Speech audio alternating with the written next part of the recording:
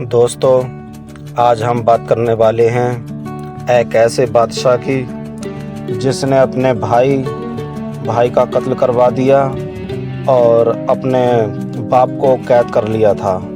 जी हाँ दोस्तों, हम उसी औरंगज़ेब की बात करने वाले हैं। क्या औरंगज़ेब वाकई हिंदुओं से नफ़रत करते थे?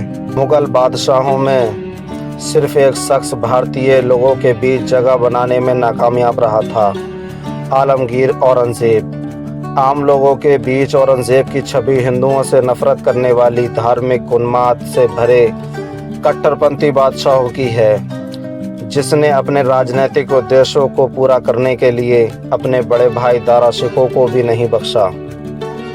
और तो और उसने अपने बूढ़े पिता तक को उनके जीवन के आखिरी सालों तक आगरा किले में कैदी बनाकर रखा। हाल में एक पाकिस्तानी नाटककार शाहिद नदीम ने लिखा है कि भारत में विभाजन के बीज उसी समय बो दिए गए थे जब औरंगज़ेब ने अपने भाई दारा को हराया था।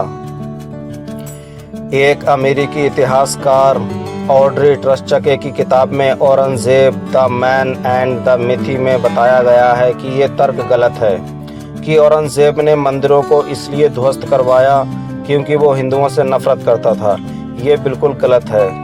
ट्रस्चके, जो कि न्यूयॉर्क के रोड्स चर्च विश्वविद्यालय में दक्षिण एशिया इतिहास पढ़ाती हैं, लिखती हैं कि औरंगज़ेब की इस छवि के पीछे अंग्रेज़ों के ज़माने के इतिहासकार जिम्मेदार हैं, जो अंग्रेज़ों की फूट डालो राजनीति के तहत हिंदू मुस्लिम को बढ़ावा देते थे। इस किताब में वो ये भी बताती हैं कि अगर औरंगज़ेब का शासन 20 साल कम हुआ होता तो उनका आधुनिक इतिहासकारों ने अलग ढंग से आकलन किया होता। औरंगज़ेब ने 15 करोड़ लोगों पर करीब 49 साल तक राज किया। उनके शासन के दौरान मुग़ल साम्राज्य इतना फैला कि पहली बार उन्होंने करीब करीब पूरे उपमहाद्वीप को अपने साम्राज्य का हिस्सा बना लिया। ट्रस्चके लिखती हैं कि औरंगज़ेब को एक कच्ची कब्र में खुलदाबाद महाराष्ट्र में दफन किया गया, जबकि इसके ठीक विपरीत हुमायूं के लिए दिल्ली में लाल पत्थर का मकबरा बनवाया गया और शाहजहां को आलीशान ताजमहल में दफनाया गया। उनके अनुसार ये गलतफहमी है कि औरंगज़ेब ने हज़ारों हिंदू मंदिरों को तोड़ा। ज़्यादा से ज़्यादा कुछ दर्जन मंदिर ही उनके सीधे आदेश से तोड़े गए। उनके शासनकाल में ऐसा कुछ नहीं हुआ जिसे हिंदुओं का नरसंहार कहा जा सके था। वो शाहजहां के तीसरे बेटे थे। उनके 4 बेटे थे और इन सभी की मां मुमताज़ महल थी। औरंगज़ेब कम उम्र से ही शाहजहां के चारों बेटों में मुग़ल सिंहासन पाने की होड़ लगी हुई थी।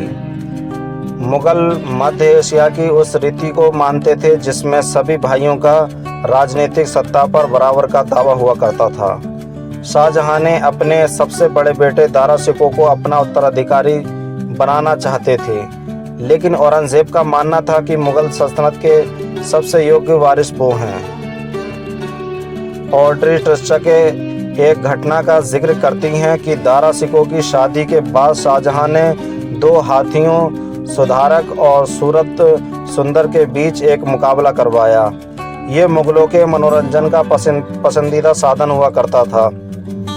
अचानक सुधारक घोड़े पर सवार औरंगज़ेब की तरफ क्रोध में दौड़ा। औरंगज़ेब ने सुधाकर के माथे पर भाले से वार किया, जिससे वो और क्रोधित हो गया। उसने घोड़े को इतनी जोर से धक्का दिया कि औरंगज़ेब ज़मीन पर गिरे। कि इस पूरे मुकाबले के दौरान दारा शिकोह पीछे खड़े रहे और उन्होंने औरंगज़ेब को बचाने की कोई कोशिश नहीं की। शाहजहां के दरबारी इतिहासकारों ने भी इस घटना को नोट किया और इसकी तुलना 1610 में हुई घटना से की जब शाहजहां ने अपने पिता जहांगीर के सामने एक खूंखार शेर को काबू में किया था। एक और इतिहासकार कैथरीन ब्राउन अपने एक लेख डिड औरंगज़ेब बैन म्यूजिक में लिखती हैं कि औरंगज़ेब अपनी खाला से मिलने बुरहानपुर गए थे, जहां हीराबाई ज़ैनाबादी को देखकर उन पर दिल आ गया।